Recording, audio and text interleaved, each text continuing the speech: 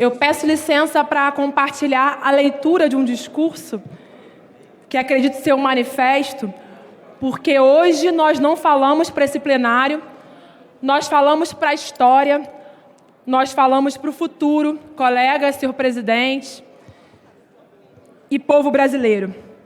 Esse julgamento, definitivamente, não é o julgamento de Bolsonaro e de seus cúmplices. É o julgamento de uma época, de um tempo.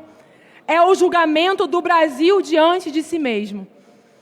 É preciso dizer que o julgamento dos golpistas de hoje é também o julgamento dos golpistas de ontem. Na história do Brasil, os golpes sempre julgaram o povo, mas o povo jamais pôde julgar os golpistas. Em 64, quem é que foi levado aos tribunais? Aos porões da tortura, ao exílio, à morte? Foram os democratas, como meu avô? Foram os socialistas, estudantes? E não, nunca os fascistas de farda.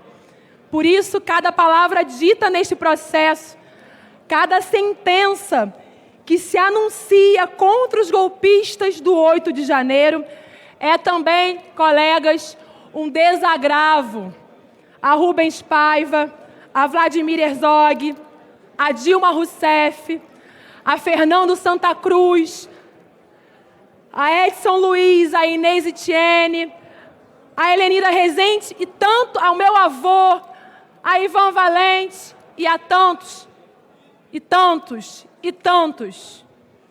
Os réus sentados hoje não são apenas homens de carne e osso. São também a sombra de um Brasil atrasado, autoritário e servil que insiste em voltar. Lembrem-se de quantas vezes Bolsonaro aqui nesse plenário exaltou de forma nojenta o ditador brilhante Ustra. Aquele que estimulou que ratos fossem colocados em vaginas de mulheres torturadas na ditadura. E esse julgamento é a prova de que esse Brasil do atraso não tem mais lugar na nossa democracia. Esse julgamento é justiça, é memória, é soberania. É uma vitória, colegas, dos democratas e uma derrota, sim, do fascismo. Não a derrota final, mas é uma derrota histórica e uma vitória civilizatória. O Brasil está sabendo se defender no momento em que é atacado, inclusive, por traidores da pátria. Eu repito, esse julgamento é sobre este tempo e sobre o futuro. É justiça, é memória, é soberania. E olha, esse julgamento não trata juridicamente de todos os crimes de Bolsonaro, é preciso lembrar. Não é o julgamento da atuação de Bolsonaro na pandemia, não é o julgamento dos mortos de fome, da fila do osso deixada por Bolsonaro, não é o julgamento das mentiras e do ódio que ele espalhou. Mas o povo brasileiro, e as pesquisas estão mostrando isso, sabe quem está sentado no banco dos réus. É o mesmo homem que zombou das famílias que perderam os seus na maior crise sanitária vivenciada pelas gerações vivas. As famílias choravam seus mortos e Bolsonaro ria. Bolsonaro imitava pessoas com falta de ar. É o mesmo homem que deixou a fome voltar, que condenou milhões à fila do osso, que fez o Brasil chorar com a perda de mais de 700 mil vidas. E por isso mesmo, apesar desse não ser o objeto jurídico do julgamento, há, sem a menor dúvida, um sentido moral mais profundo nesse julgamento. Quando a justiça alcança Bolsonaro, o povo brasileiro pode também acreditar que é possível ter um Brasil inteiro com justiça. Ver o algoz do nosso povo responder por seus crimes é um sopro de dignidade, é uma reparação simbólica, é a certeza de que nossa democracia não esqueceu nem esquecerá dos que sofreram. Esse julgamento fala também sobre a nossa soberania. Fala não, colegas, grita, berra sobre a nossa soberania.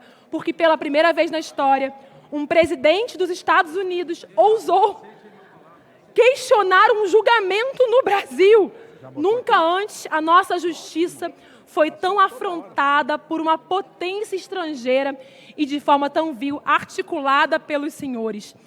Trump tentou deslegitimar o Supremo, tentou deslegitimar a democracia brasileira e, ao fazer isso, mostrou ao mundo inteiro que Bolsonaro não passa de um fantoche de Washington.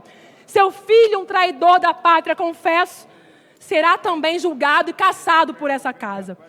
E não bastasse o insulto, vimos também ataques diretos à nossa economia, com as tarifas impostas ao Brasil como forma de chantagem política, como recado imperialista para intimidar o nosso povo, atacando a nossa indústria, a nossa agricultura, os nossos empregos. Mas, para concluir, esse julgamento vai deixar claro, colegas, aqui não, aqui nunca mais, aqui não se baixa a cabeça. O Brasil é e seguirá sendo um país livre e soberano. Aqui não, aqui quem manda são os brasileiros. O único soberano que manda no Brasil é o povo brasileiro. Esse é um recado também ao mundo de que o Brasil não será nunca mais colônia de ninguém, como fomos, numa escravidão que durou quase 4 séculos. Não seremos nunca mais colônia de ninguém. Esse julgamento, colegas, vai além dos crimes cometidos e julgados. É sobre memória, é sobre dor, é sobre futuro, é sobre soberania. E que fique gravado na história, nesse julgamento que é o mais importante que o nosso país viveu. Hoje o Brasil começa a dizer não ao golpismo. Hoje o Brasil começa a dizer não ao fascismo. Hoje o Brasil começa a dizer não ao imperialismo. Cada sentença proferida no dia de hoje e nos próximos dias desse julgamento é uma pedra na muralha que separa a democracia que nós defendemos da barbárie que os senhores defendem. E que o mundo inteiro ouça a voz desse plenário, daqueles que clamam por liberdades democráticas. Que o mundo inteiro escute a voz que ecoa não só de nós, defensores da democracia, mas de um povo inteiro. Nesse país, ditadura nunca mais. Nesse país, colônia nunca mais. Viva o exemplo que o Brasil está dando para o mundo. As eleições virão ano que vem e, mais uma vez, os senhores serão derrotados e ficarão marcados na história brasileira como aqueles que odeiam a democracia, que atacam as liberdades democráticas e, ao atacar as liberdades democráticas e a nossa soberania, atacam um povo inteiro.